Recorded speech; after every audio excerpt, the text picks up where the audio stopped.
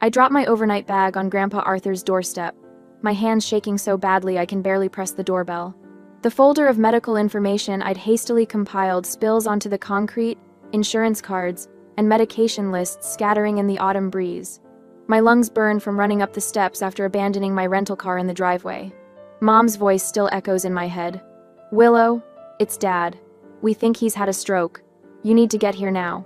The door swings open. My grandfather stands before me, wearing his favorite cardigan and holding a mug of coffee.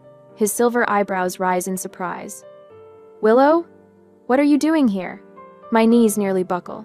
"Grandpa, you're okay?" "Of course I'm okay. Why wouldn't I be?" I stumble past him into the foyer, heart hammering against my ribs. Mom called me about a stroke. I was in Denver. I canceled my presentation to the investment board. I got on the first flight. He frowns, setting his mug on the entryway table. "That's strange. I haven't spoken to your mother in 3 days." A cold suspicion trickles down my spine. I pull out my phone with trembling fingers and open Instagram. There it is, posted 2 hours ago. My mother, father, and brother Jackson on a beach. Margaritas raised in a toast.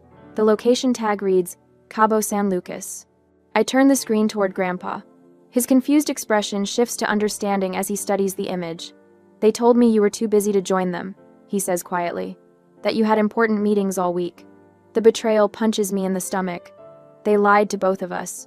At 32, I've spent years working double shifts, waitressing through college and my MBA program while my parents paid every cent of my younger brother's education. The same brother who never held a job until our family handed him one at Reyes Retreats, the boutique hotel chain my grandfather built from nothing. Just 3 months ago, my parents had promised me leadership of the new Seattle branch, a position I'd earned through years of loyalty and proven business acumen. 2 weeks before the launch, they quietly canceled the plan, giving the position to Jackson instead. "He just has the right personality for hospitality," my father explained, as if my years in the business meant nothing. My hand stops shaking as anger replaces shock. I call my mother, putting the phone on speaker. She answers on the 5th ring, the sound of laughter and waves in the background. "I'm with Grandpa," I say, my voice steady despite my racing heart. "He's perfectly fine." A pause. "Oh, well, I must have misunderstood what your father said. These things happen, honey." "Misunderstood?" I pull up the family vacation photos again. "Is Cabo nice this time of year?" Another pause, longer this time. "You're overreacting again. We tried to include you, but you said you were busy with work."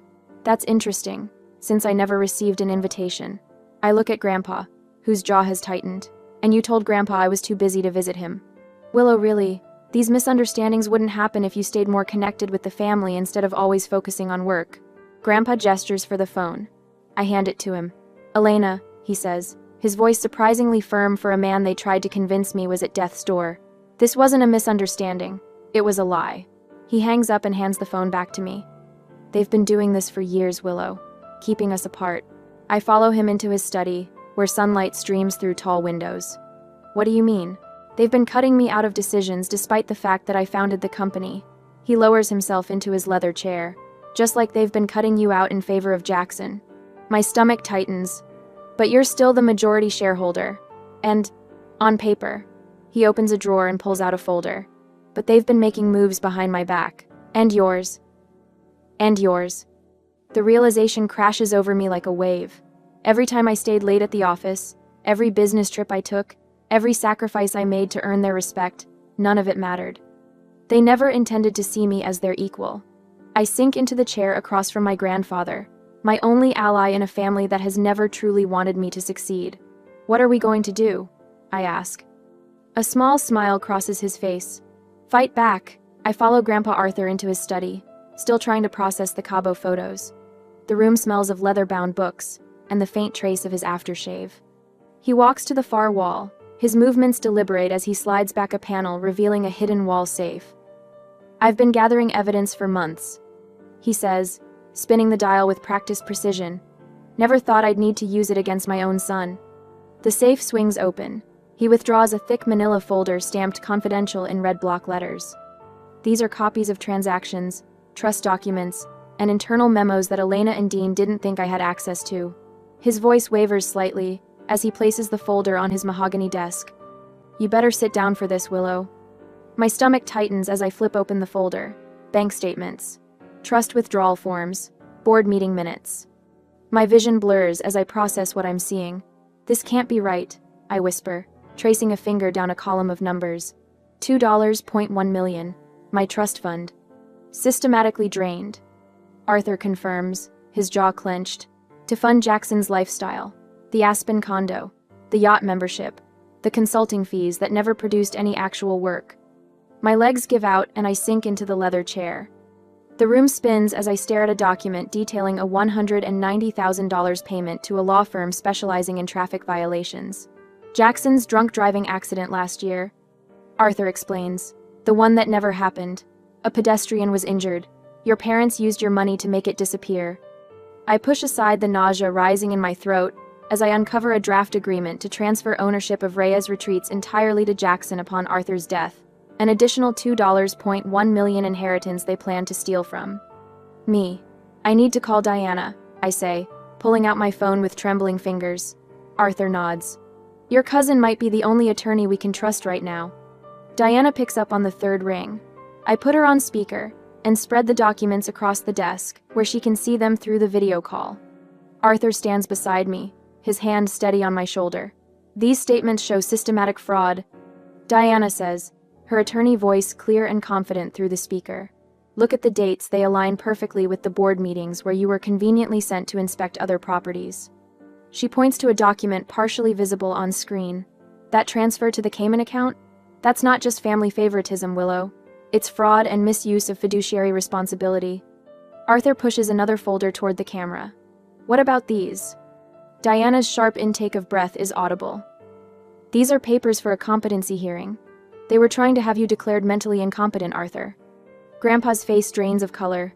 He grips the edge of the desk, knuckles white. My own son. There's more. Diana continues, her voice hardening. Tax evasion, offshore accounts, falsified board minutes. She looks directly at me. They were going to take everything from both of you. The weight of this revelation crushes against my chest. My entire life, the double shifts to pay for college, the missed vacations to work holiday hours, the blind loyalty to a family business, all built on foundations of lies. What happens if they succeed? I ask, my mouth dry. You lose everything. Diana answers bluntly. Not just the $2.1 million they've already taken, but your position in the company, your inheritance, everything. I think about the New York position I turned down 3 months ago. Executive Finance Director at Harrison Hotels, a 6-figure salary, stock options. All rejected to stay with the family business. You'll face financial ruin, Arthur says quietly, while Jackson enjoys the fruits of my 50 years of labor. Diana's voice softens. Willow, if you fight this, they'll cut all ties. You understand that, right? This isn't just about money. You'll lose what remains of your family. I laugh bitterly. What family? The people who lied to me my entire life? Arthur sinks into his chair, suddenly looking every one of his 76 years. There's something else you should know. He rubs his chest absently. My health isn't perfect.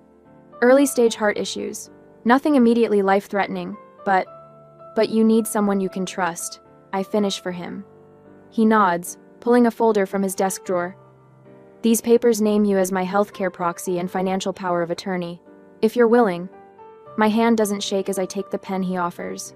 I sign each line with deliberate strokes, a small victory amid the devastation. The weight of responsibility settles across my shoulders, not just for me, but for the man who built everything my parents are trying to steal. As I hold these signed papers, I wonder if I should confront my parents immediately or build my case silently. The thought of seeing their faces when I revealed what I knew was tempting, but patience might give me the advantage of surprise. Would you choose immediate confrontation or strategic patience when faced with such a profound betrayal? A week later, the ballroom of the Paramount Hotel glitters with champagne flutes and forced laughter. I stand alone near a potted palm, watching my parents beam at photographers as they announce Jackson as the new CEO of Reyes Retreats. My brother's practiced smile never wavers as he feeds the crowd rehearsed lines about innovative direction and fresh leadership. Willow, a former colleague approaches, then stops abruptly. Oh, I thought you'd left the company already. I force my face to remain neutral, just restructuring my role. She glances toward my parents, then back at me. Well, good luck with whatever comes next. She walks away before I can respond. This scene repeats 5 times before I slip out the service entrance. My phone buzzes with a text from our marketing director canceling our meeting tomorrow, the 3rd cancellation this week. The following morning, a financial alert from my bank flashes across my screen. The property in Sedona, part of my inheritance, has been sold, without my knowledge or consent. The transaction lists my brother as the authorized agent. I call our family attorney but reach his voicemail. When I try the company's legal department, the receptionist puts me on hold, then returns to inform me my access has been temporarily suspended pending leadership transition. Later that afternoon, Jackson appears on the regional business report. The company needed saving from years of mismanagement, he says smoothly. Sometimes family loyalty means making difficult decisions. The statement lands like a physical blow. 10 years of 60-hour weeks, of canceled vacations and postponed relationships, all dismissed as mismanagement. Back at my apartment, I discover my company email suddenly requires a password I've never set. When I call IT, they explain the system change was authorized by leadership. In days to come, sleep becomes a luxury I can't afford. I lie awake, calculating losses, replaying conversations, searching for warnings I should have recognized. The apartment I once found peaceful now feels like a cage, its walls closing in with each passing night. During a conference call I managed to join anonymously, I hear a board member refer to me as the Reyes situation. My hands shake so badly I drop my coffee mug. It shatters against the floor as the call continues without my voice. My dining room transforms into a war room. Financial statements cover every surface. Legal references stack in towers beside my grandfather's original company documents. I create timelines of every suspicious decision, every unexplained transfer. The scattered pieces slowly form a pattern of calculated betrayal spanning years. The knock at my door comes at an unexpected hour, one Wednesday evening. I open it cautiously to find Margaret, our family housekeeper for 20 years, standing in the hallway. "Miss Willow," she whispers, pressing a small key into my palm. "Some things aren't right. Your grandfather taught me that silence makes us complicit." I recognize the key immediately. It opens my father's private office. The opportunity comes 3 nights later during a family dinner I attend only to maintain appearances. While my mother leads guests on a tour of their recent renovations, I slip away. The key turns smoothly in the lock of my father's study. Inside, I move efficiently through filing cabinets, photographing documents that confirm everything we suspected. Transfer authorizations bearing forged signatures, backdated board minutes, amendments to trust documents with questionable witnesses. 15 minutes later, the door swings open. My father stands in the doorway, face darkening as he registers what I'm doing. "What do you think you're doing in here?" His voice carries the same tone he used when I was 8, and colored on his desk calendar. I continue photographing a particularly damning memo. "Finding the truth you've been hiding from me my entire life." He steps forward, looming over me the way he always has. But for the first time, I don't shrink back. Instead, I stand taller. "Get out before I call security," he hisses, reaching for my arm. I hold up my phone, screen displaying the dozens of images I've already captured. I've already copied everything I need. His face transforms, the mask of paternal authority dropping to reveal naked fear. In that moment, the strangest feeling washes over me. I'm no longer afraid of his disapproval. The realization is so liberating I almost laugh. "You've always underestimated me," I say quietly. "That was your biggest mistake." Later that night, Diana works through the night organizing the evidence. Her apartment resembles a legal war room. Documents spread across every surface as she drafts motions and prepares filings. "I don't want payment," she says when I mention compensation. "Consider this 20 years of repayment for how they treated my mother." Grandpa Arthur arrives with a weathered leather portfolio. "The original company formation documents," he explains. "Your parents thought these were destroyed in the office fire last year." Margaret calls with locations of additional files. "The garden shed behind the pool house," she whispers, "hidden under the flooring. I've watched them hide things there for years." These people, this unlikely alliance of the overlooked and underestimated, stand with me, not because we share blood, but because we share values. The contrast with my parents' manipulation has never been clearer. In Diana's kitchen, we review the final strategy. A forgotten clause in the original company contract allows for ownership revocation in cases of proven fraud. "There's something else," Diana says, sliding a folder across the table. "The FBI has already been investigating Jackson's accident. The agent I spoke with believes there's evidence of bribery. The next morning, I walk through the glass doors of Reyes Retreats headquarters. The receptionist's eyes widen at my appearance. I move past her toward the boardroom, where the quarterly meeting is underway. Behind me, 4 FBI agents follow in silent formation. For the first time in months, a smile touches my lips. I walk into the Reyes Retreats boardroom, with my spine straight as a ruler. The polished mahogany table gleams under recessed lighting, reflecting the stunned faces of board members as FBI agents file in quietly behind me. My mother's champagne glass freezes midway to her lips. Jackson's smug smile falters. My father stands abruptly, chair scraping against hardwood. "What's the meaning of this, Willow?" he demands. I place my leather portfolio on the table. I'm here to present evidence of serious financial misconduct within Reyes Retreats. The room falls silent. I remove a stack of documents from my portfolio, passing copies to each board member with steady hands. Gone is the trembling daughter desperate for approval. In her place stands a woman with irrefutable proof. These financial statements show systematic fraud dating back 5 years. I say, my voice calm despite my racing heart. Page 3 details how $2.1 million of my trust was diverted to unauthorized accounts. Page 7 shows company funds used to cover up Jackson's drunk driving incident last year. Board member Patricia Morton adjusts her glasses, her eyes widening as she reviews the numbers. This is absurd. My father interrupts, his face reddening. These documents are clearly fabricated. I continue as if he hadn't spoken. Arthur's original contract contains a specific clause regarding ethical conduct. I point to the highlighted section. It states clearly, if evidence of fraud or unethical conduct emerges, ownership may be revoked. Board Chairman Richard Donovan leans forward, his bushy eyebrows drawing together. These allegations are extremely serious, Dean. They're also completely true, I add. I formally request a vote to remove my parents and brother from company leadership, effective immediately. These are... The CFO slides his chair away from my father, a subtle but unmistakable distancing. 2 other board members exchange glances, then close their folders simultaneously. Jackson jumps to his feet, knocking over his water glass. This is ridiculous. She's fabricated everything out of jealousy, because Dad chose me to lead the company. A man in a dark suit steps forward from the line of FBI agents. Mr. Reyes, I'm Special Agent Becker. We have independent evidence regarding the incident in Aspen last winter, including documentation of the $190,000 payment to the victim's family, using company funds. Jackson's face drains of color. My mother stands, smoothing her silk blouse with trembling fingers. This is a family matter that should be handled privately. I move to adjourn this meeting immediately. Chairman Donovan clears his throat. Elena, using company funds for personal matters is precisely why we're having this discussion.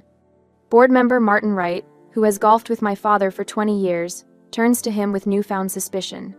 Dean, what about that expansion property in Sedona? Was that purchase properly authorized? My father doesn't answer, sweat beading along his hairline. When the board chairman asks if I want my parents arrested or simply removed from the company, I hesitate. Would justice be better served by public consequences, or by simply taking back what was mine while preserving what remained of the family name? The boardroom door opens. Grandpa Arthur enters slowly, leaning on his cane.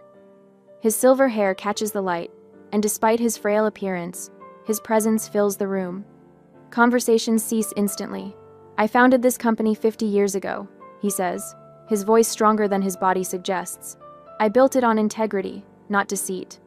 Diana follows him in, carrying a leather document case. Her attorney's confidence radiates as she approaches the table. I've prepared legal documentation transferring Arthur's controlling shares to Willow Reyes, she announces, placing the papers before the chairman. These transfers are executed and legally binding as of this morning. Margaret steps forward from where she'd been waiting by the door. The sight of our family housekeeper in the boardroom causes my mother's jaw to drop. I've witnessed documents being destroyed in the Reyes home. Margaret states firmly, financial papers, contracts, and correspondence that Mr. Dean Reyes specifically instructed me to burn. I kept records of dates and descriptions. The chairman reviews the transfer documents, then looks up at my grandfather. Arthur, are you certain about this decision? More certain than I've been about anything in years, Grandpa replies. The vote is swift and unanimous. My parents and Jackson are removed from all company positions. effective immediately.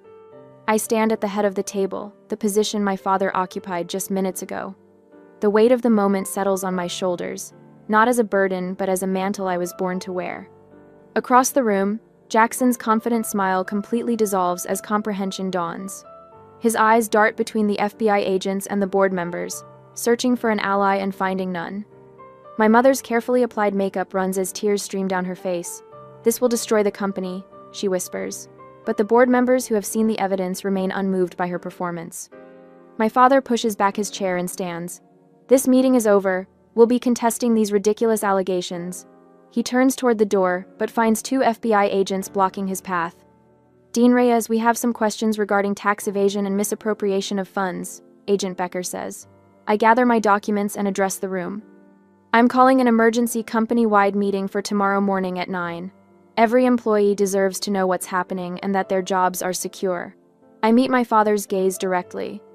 "Some things are about to change around here." The text on my phone screen is simple but loaded with desperation. "We need to talk before this goes any further. Dad's office." 7 a.m. I delete my mother's message without responding, but I'll be there, not because they deserve it, but because I want to see their faces. At precisely 7, I stride into my father's office. The space feels different now, smaller somehow. My parents and Jackson look up as I enter. Dad sits unnaturally straight behind his desk, his usual commanding posture now appearing forced. Mom's eyes are red-rimmed, tissues clutched in her hand. Jackson paces by the window, stopping mid-stride when he sees me. "Willow, please sit down," my father says, his voice uncharacteristically soft. "We want to explain everything." I remain standing. I've heard enough explanations for a lifetime. "You're overreacting," Mom interjects, dabbing at her eyes. "We've always had your best interests at heart. By stealing my inheritance? By trying to have Grandpa declared incompetent?" Dad spreads his hands in a placating gesture. "Look, we can reach a compromise. We'll make a public apology. You can have shared control of the Seattle properties. In return, you drop the most serious charges. Think about what you're doing," Mom adds, her voice hardening despite her tear-stained face. "The scandal will destroy everything your grandfather built." When that doesn't move me, she shifts strategies. "Your behavior shows you're unfit to lead. Perhaps we should revisit Arthur's competency evaluation."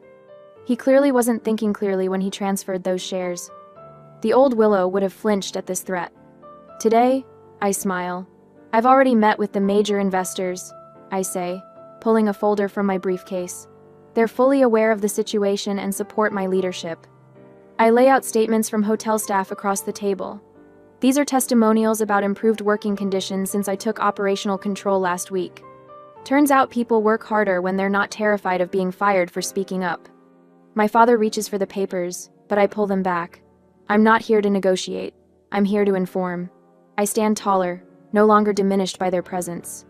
"For 32 years, you've undermined me while pretending to support me. You promised me the Seattle branch, then gave it to Jackson. You helped him through college while I worked double shifts. You stole my inheritance while telling me I wasn't ready for responsibility." My voice remains steady as I deliver the final blow. "I don't need your approval anymore. I never actually had it." "And Jackson pushes away from the window. "This is ridiculous. You can't." "Your choices are simple," I continue, ignoring him. "Face full charges for fraud, embezzlement, and conspiracy, or surrender all claims to the business and repay what you've taken." I check my watch. "You have until the company meeting at 9 to decide." The grand atrium of Reyes Retreats headquarters buzzes with nervous energy as employees fill the space. Sunlight streams through the glass ceiling, illuminating the gathered crowd. I spot my parents and Jackson entering through a side door, their security badges temporarily reactivated for this meeting only. I take the stage, adjusting the microphone. "Thank you all for coming today.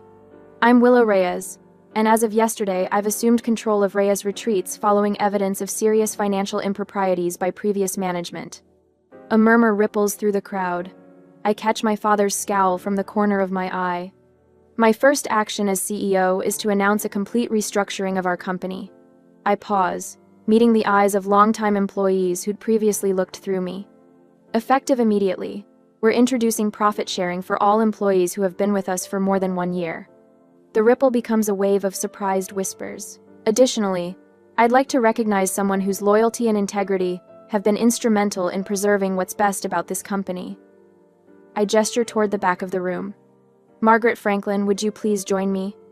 Margaret walks forward, her practical shoes clicking against the marble floor. She's worked for my family since before I was born, always in the background, always watching.